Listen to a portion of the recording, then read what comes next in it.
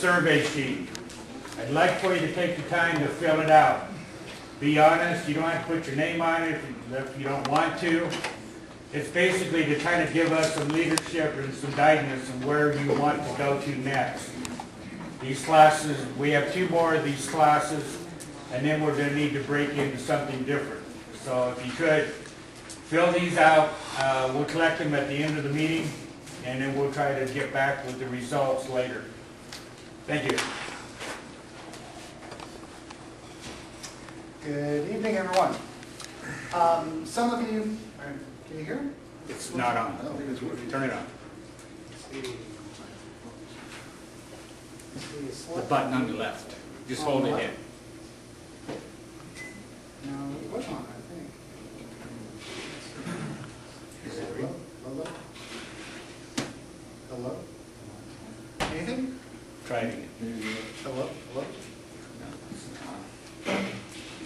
Oh, Howard? Some of you might be aware that Standard & Poor's came out this week, and they, when we were talking just a moment ago, the video talking about our debt situation, Standard & Poor's did something that I'm thrilled about.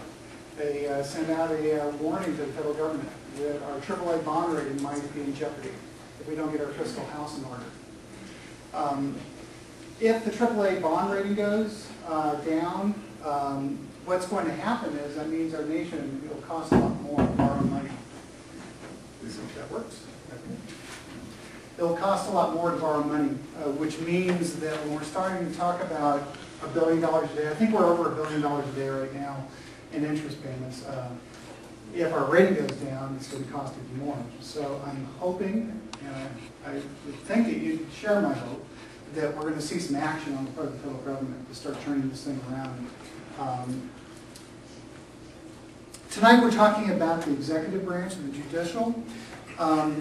I contacted our author, Rob Nadelson, and asked him who his favorite president was. And he came back and told me about, to look into Grover Cleveland. So on the website, there'll be some links that you can go to read a little bit about Grover Cleveland. Really interesting, fascinating guy. Didn't have a lot of political experience. He was kind of drafted into his first job. He was a mayor, then a sheriff, and then a governor. Courage, firmness, honesty, independence, common sense. During that period, this is the late 1800s, there was something called Tammany Hall in New York that was almost like organized crime, if you will. Even though they helped him get elected, he then fought them as governor of New York. He appealed to both parties. He was definitely a law and order, anti-corruption guy. Dealt with one of the most severe depressions our nation had seen up to that point, 18% unemployment. Sent federal troops to Illinois to crush a strike.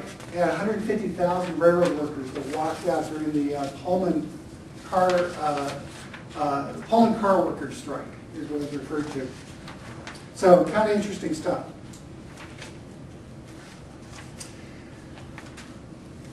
A couple other things I want you to kind of look at. Again, this document is going to be on the website. Talking about executive power, in this case, domestic executive power. Not too long ago, President Obama decided that he's not going to enforce the Marriage Protection Act.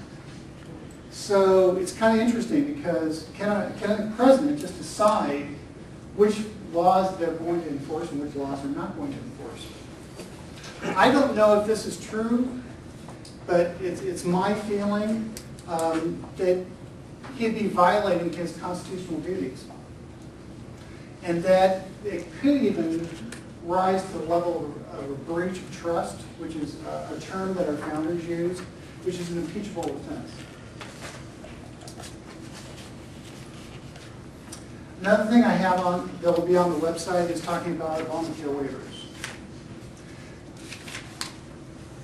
One thing I learned this week that was kind of interesting, we've kind of been a little disappointed with what Congress did, I guess it was a week ago, in trying to work on the budget and trying to force, first it was, $100 billion that we were going to get, reduced in this year's budget. and then it ended up being 31 billion, and who knows what the actual number will turn out to be. There was actually one ray of hope. The Republicans are forcing the GAO, the Government Accounting Office, to conduct audits on Obamacare and all the waivers that are being given out. Already, I believe it's over 1,000. What's interesting about the waivers is a lot of the people that supported Obamacare, like the SEIU union, they're getting waivers so that they aren't required to obey the law under Obamacare. The state of Maine also got a waiver for the entire state. What's interesting about that is they have I believe it's four electoral votes. So I think Obama might have been stroking them a bit. This one article I was reading about, it was talking about it's just another law that equally applies to everyone except those who get special treatment or special favors.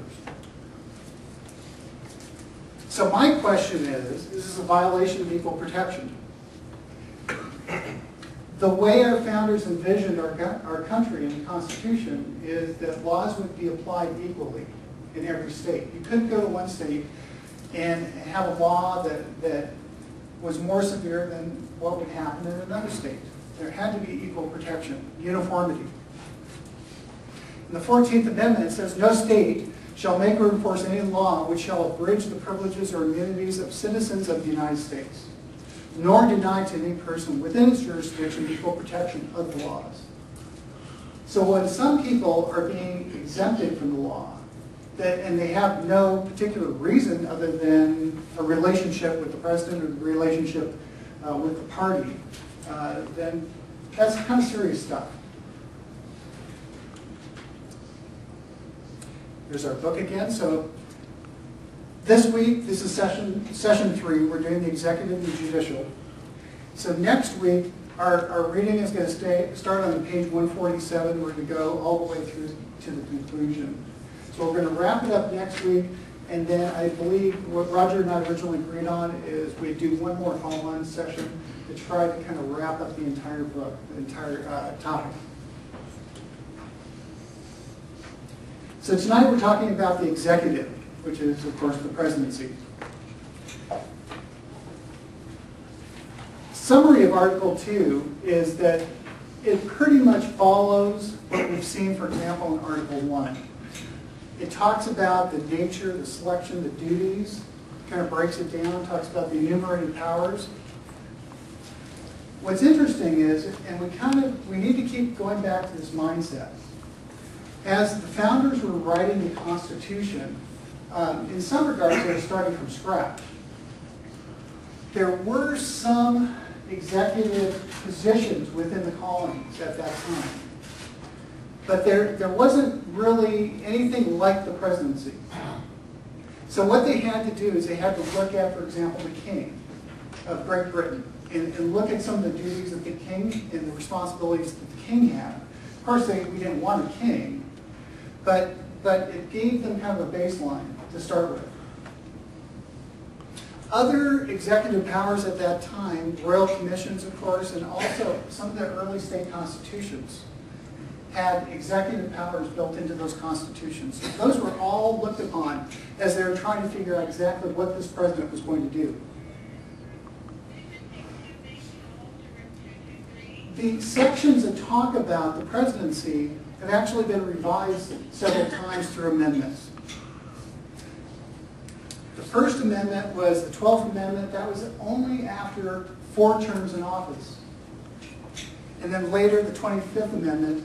Those are the two that the book talks about. But also, the 22nd Amendment, of course, deals with the presidency. That was after FDR, and that limited the presidency to just 2 terms of office. So there was actually a 3rd Amendment that dealt with the executive branch.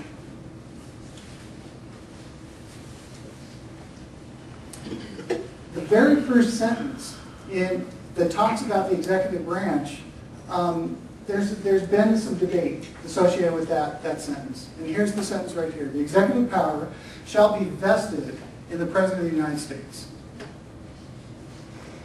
We'll talk a little bit more about this notion of being vested.